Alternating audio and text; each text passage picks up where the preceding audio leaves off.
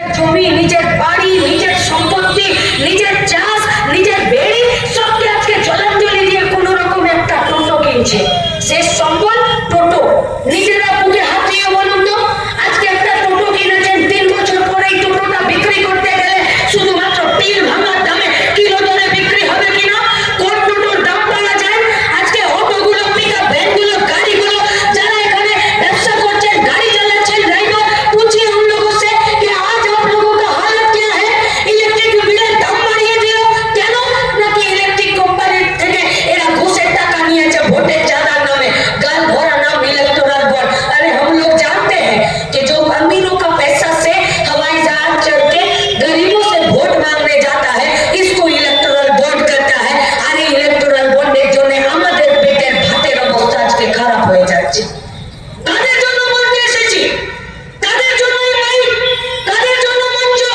কারা বলবে ইলেকট্রিক বিলের দাম বাড়লো, पेट्रोलेर दाम बढ़लो, डीजलेर दाम बढ़लो? अरे गरीबों का इस्तेमाल करने वाला केरोसिन भी आज 14 रुपए से 90 रुपए। তৃণমূলের নেতারা, গুন্ডারা, ডাকাতরা, এমএলএরা, এমপিরা এরা বলছে পার্লামেন্টে দিল্লিতে ভেতরে যখন এই এক একটা জিনিসের, যে জিনিসগুলোর উপরে গোটা দেশের জিনিসপত্রের দাম নির্ভর করছে, সেই জিনিসের দাম যখন বেড়ে যাওয়ার জন্য পার্লামেন্টে একটার পর একটা বিল আসছে, তখন তৃণমূলের এই সব নেতাগুলোর একসঙ্গে পেট ছাপিয়ে যাচ্ছে। এরা সব চলে যাচ্ছে বাথরুমে আর একটার পর একটা বিল পাস করে দিচ্ছে। নীতির ভিত্তিতে ভোট হবে না, পলিসির ভিত্তিতে ভোট হবে না। যাও না কোনো একটা টোটো স্ট্যান্ডে, যাও না কোনো একটা অটো স্ট্যান্ডে, চাকরি নেই, ব্যবসা চালাতে পারছে না, জিএসটিতে নোট বাতিলের পর থেকে, জিনিসের দাম বাড়ানোর পর থেকে চালাতে পারছে না। রাস্তায় গাড়ি নামাতে গেলে লাইসেন্স দেখবে, গাড়ি নামাতে গেলে পলিউশন দেখবে, ইন্স্যুরেন্স দেখবে, রেজিস্ট্রেশন দেখবে, সবকিছু দেখবে। আর দেখে নিয়ে একদম সিভিক গুলো মনে হবে যেন আইএস আর আইপিএস এর বাপ ঠাকুর তারা চলে এসেছে নীল জামা পরে, আর সব গাড়িতে তারা ডান্ডা দিয়ে আর গাড়ি দাঁড় করাবে। আর একজন খাকি বর্দির পুলিশ সে দূরে দাঁড়িয়ে থেকে হয় খৈনি বলবে, নইলে একটা চেয়ারে বসে থাকবে ঠান্ডা করে, বলবে কই দেখি তোমার লাইসেন্স, কই পলিউশন তোমার দেখি, কই তোমার রেজিস্ট্রেশন দেখি। বলবে আমার সব ঠিক আছে, তো বলবে প্যান্টটা খোলো, জাঙ্গিয়াটা পরেছো কিনা দেখি। এইটা পুলিশের দেখার কাজ, এইটা। আর বাইরে নিয়ে গিয়ে বলবে চলো সাইডে কথা বলিনি, সাইডে কথা বললেই সব প্রবলেম সলভ হয়ে যায়। পকেটে 200 টাকার নোট, 500 টাকার নোট পুলিশের পকেটে ভরে দিলে, যারা প্রত্যেকটা দিন এই পশ্চিমবঙ্গের রাস্তাতে গাড়ি নামানোর জন্য সকালবেলা নিজেদের বাপ মাকে মনে করে যাচ্ছে যে জানি না আজকে পুলিশকে ক টাকা দিতে হবে, তাও লোকাল থানাতে মান্থলি করে নিয়ে যাচ্ছে। এই আয়ুব গাজীরা, এই শাহজাহান শিবু উত্তমরা, এই মমতা ব্যানার্জি, অভিষেক ব্যানার্জিরা কোনোদিন যারা রাস্তায় গাড়ি নামাচ্ছে তাদের জন্য কোনোদিন ভেবেছে যে এরা কি করে দিনটা চালাচ্ছে? আরে যারা লক্ষ্মীর ভান্ডারের কথা বলছেন না, তারা এই গাড়ি ড্রাইভারদের বাড়িতে যান, বউরা মুড়ো ঝাঁটা নিয়ে বসে আছে, বলছে 5,000 টাকা করে প্রতি মাসে আমার স্বামীকে নিজের রক্ত ঘামের গাড়ি চালিয়ে দিতে হচ্ছে, তোমাকে 1000 টাকা আমাকে দিতে হবে না। কি হলো পশ্চিমবঙ্গে? কি 19,000 আইসিডিএস এর সেন্টারগুলো আজকে ফাঁকা পড়ে আছে। আইসিডিএস এর সেন্টারগুলো ফাঁকা পড়ে থাকলে পুয়াতি মায়েদের আর ট্রিটমেন্ট হবে না। আইসিডিএস এর সেন্টারগুলো ফাঁকা পড়ে থাকলে 6 বছরের নিচে যে বাচ্চাগুলো যারা স্কুলে যাবার আগে একটু পুষ্টি থেকে একটু শিক্ষা দীক্ষা পায়, তাদের ওই জায়গাটা বন্ধ হয়ে যাচ্ছে। গরিবদের জন্য কি আছে? খেতে খাওয়া মেহনতি মানুষের জন্য কি আছে? কে বলবে? আজকে মমতা ব্যানার্জির সরকার, পশ্চিমবঙ্গের তৃণমূল কংগ্রেসের সরকার বলতে পারে যে কেন শাহজাহানের জেল হলো? ও তো জ্যোতিপ্রিয়র সঙ্গে চাল চুরি করেছিল বলে ওকে পুলিশ ধরতে এসেছিল, তাই তো সরবেরিয়াতে ওখানে সব পুলিশদেরকে এলাকার লোক গিয়ে মারলো। আর আজকে এই যে পার্থ ভৌমিক আজকে ভোটে দাঁড়িয়ে ব্যারাকপুরে সেখানে লুটপাট করছে, এই পার্থ ভৌমিক, রাজীব কুমার, সুজিত বসু, লীনা গঙ্গোপাধ্যায় সন্দেশখালী থেকে বেরিয়ে গিয়ে কলকাতাতে গেল। আর নেজাতের ঘাটে, ধমকালির ঘাটে যখন মিডিয়া उनसे पूछा कि संदेशखाली में क्या हुआ, तो वो लोग बोलते हैं संदेशखाली में सब चंगा से सब ठीक ठाक है। আরে তোমার বাড়ির বউকে, তোমার বাড়ির মেয়েকে তৃণমূলের পার্টি অফিস রাত 12টায় ডেকে নিয়ে ভোর 5টায় ছাড়লে পার্থ ভৌমিক হাসি মুখে বলতে পারতো তো যে আমার বাড়িতে আর সন্দেশখালিতে সব ঠিক আছে। जिसके ऊपर गुजरता है वही जानता है कि आज के गोटा পশ্চিমবঙ্গের মাটিতে কি হচ্ছে। জানকে জিজ্ঞেস করুন হসপিটাল যান, যে সিলিকোসিস রোগ হয়ে যাচ্ছে, টিবি রোগ হচ্ছে, যক্ষা রোগ হচ্ছে, ওষুধটা পাওয়া যাচ্ছে যাচ্ছে। পশ্চিমবঙ্গ সরকার কেন্দ্রের সরকারকে কয়েক লক্ষ টাকা দিল এই ওষুধটা আনার জন্য। টিবি রোগ কি করে হয়? টিবি রোগে গোটা পশ্চিমবঙ্গ থেকে উঠে গেছে। কেন? কারণ মানুষের পকেটে টাকা ছিল, মানুষ নিজের পেট ভরার মতন 4 বেলা পেট পুরে খেতে পারত। এই গোটা পশ্চিমবঙ্গে টিবি রোগ হয়ে গেলে তার ট্রিটমেন্ট ছিল, তার ওষুধ ছিল। আজকে পকেটে টাকা নেই, পেট ভরে খাবার পাওয়া যাচ্ছে না, মিষ্টি মিলের চাল ও জ্যোতিপ্রিয় চুরি করে নেই।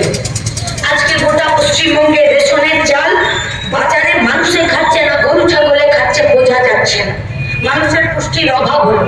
আর এদিকে সিলিকোসিস রোগ, ফুসফুসে এক গাদা পাথরের গুঁড়ো, চারিদিকে গাছ কেটে তৃণমূল সব ফাঁকা করে দিচ্ছে, বেঁচে দিচ্ছে। আর যখন ডাক্তারের ট্রিটমেন্টে যখন ধরা পড়ছে যে ওর টিবি রোগ হয়েছে, হসপিটাল থেকে সেই টিবি রোগের ওষুধ পাওয়া যাচ্ছে না, ডাক্তার লিখে দিচ্ছে যে বাইরে থেকে ওষুধ কিনে নিন, আর যদি আপনি প্রেসক্রিপশন দেখাতে পারেন তাহলে আপনার টাকা ফেরত দিবে। আজকে এই অবস্থা পশ্চিমবঙ্গে কেন হলো? আর ওষুধের দাম 3 গুণ 4 গুণ করে ওষুধের দাম বেড়েছে। কেন? গোটা ভারতবর্ষে এরকম অসংখ্য ওষুধ কোম্পানি আছে যারা মোদির ঘরে আর দিদির ঘরে ইলেকট্রাল বন্ডের নামে তারা টাকা ঘুষ দিয়েছে বলে আপনার আমার ওষুধের দাম বেড়ে গেল।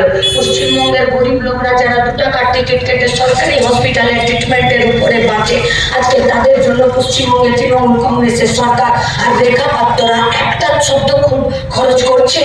আর নিরাপদ সরকাররা হয় না, লড়াইয়ের মাটিতে নিরাপদ সর্দাররা তৈরি হয়, লড়ে নিরাপদ সর্দাররা তৈরি হয়। মানুষের জন্য পিঠে মার খেয়ে জেল খেতে নিরাপদ সর্দাররা তৈরি হয়। মিডিয়ার 2টো ক্যামেরা আর বুমের সামনে দাঁড়িয়ে রেখা পাত্রদের মতন নিরাপদ সর্দাররা তৈরি হয় না।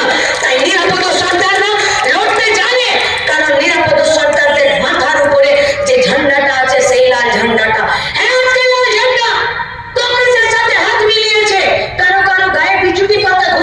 সেরকম চুলকাচ্ছে।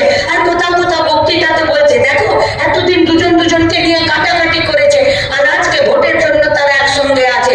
আরে जब बस्ती में और गांव में आग लगता है ना तो पड़ोसी ही हाथ बटाता है আর জল নিয়ে এসে সেই আগুন নেভানোর কাজ করে। তাই গোটা ভারতবর্ষে মানুষের পেটে পিঠে হাতের কাছে যখন আগুন লেগেছে, তাই দেশ বাঁচানোর জন্য বাম কংগ্রেস সাথে এসেছে এই তৃণমূল এই বিজেপিকে গোটা ভারতবর্ষ থেকে উৎখাত করতে।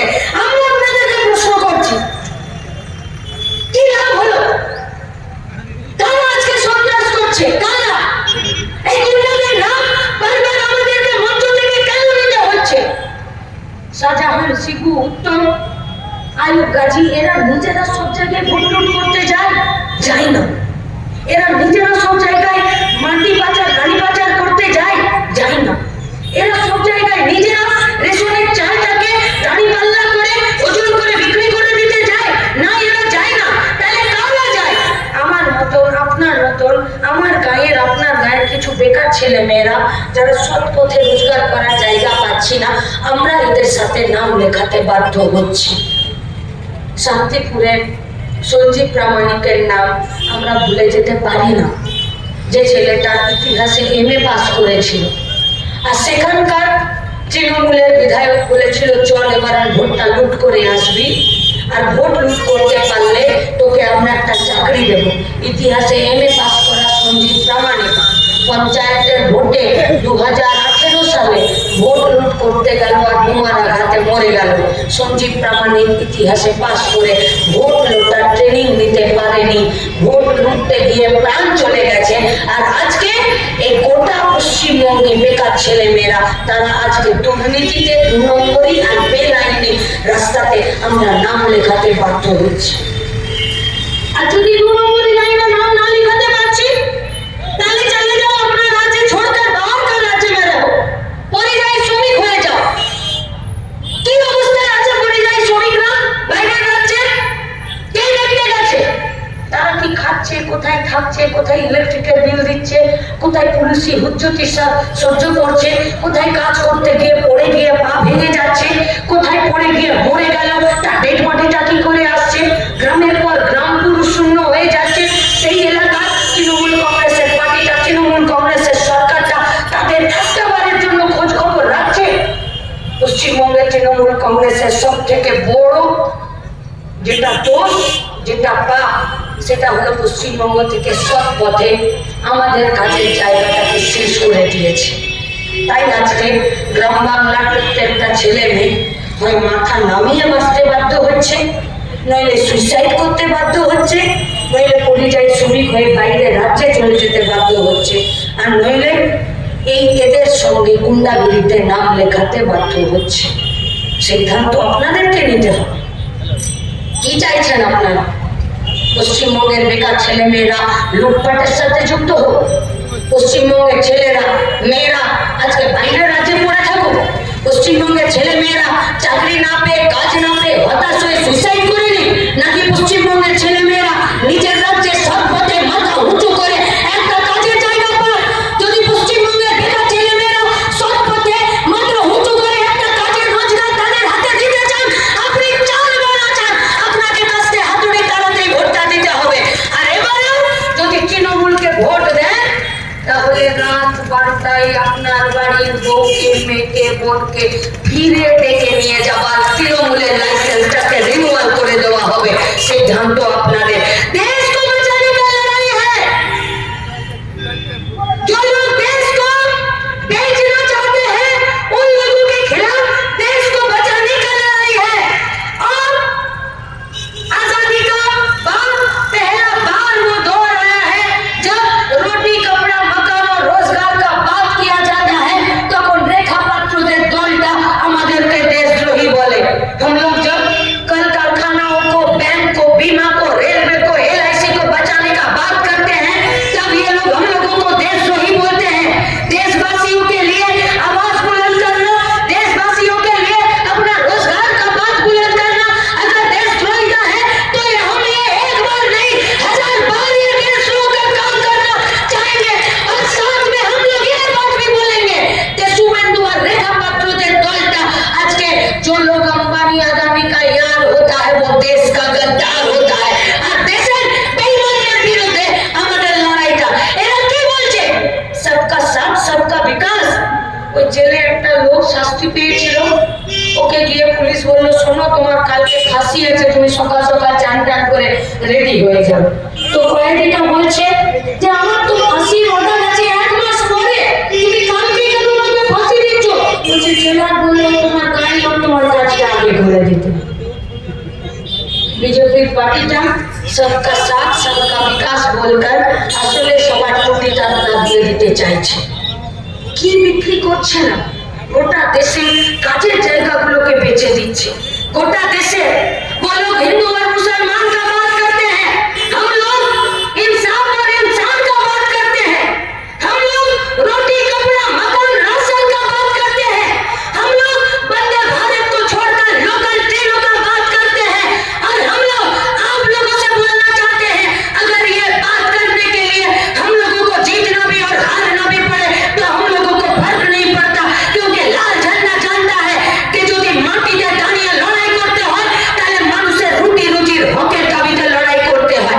আরে हम लोगों का भी कुछ लोग हैं, আর আমাদেরও কিছু মানুষ আছেন, তারা মন্দিরে যান, তারা মসজিদে যান, लेकिन जब वो लोग मंदिर और मस्जिद में जाते हैं तो सियासत का जूती बाहर उतर के जाते हैं। और ये बीजेपी और तृणमूल वाला लोग मंदिर मस्जिद में जाते ही है सियासत का रोटी सेकने के लिए।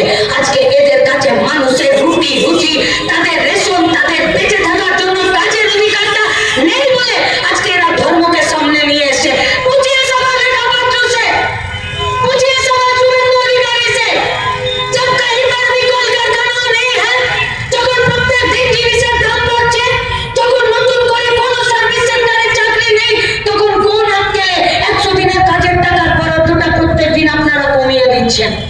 আবাস যোজনার ঘরে আর চুনা বিবির নামটা আমরা ভুলে যাব। একটা আবাস যোজনার বাড়ির জন্য পূর্ব মেদিনীপুরে মেয়েটা যখন লড়াই করতে গেল, পুলিশ গিয়ে ওকে জেলের ভিতরে নিয়ে গেল,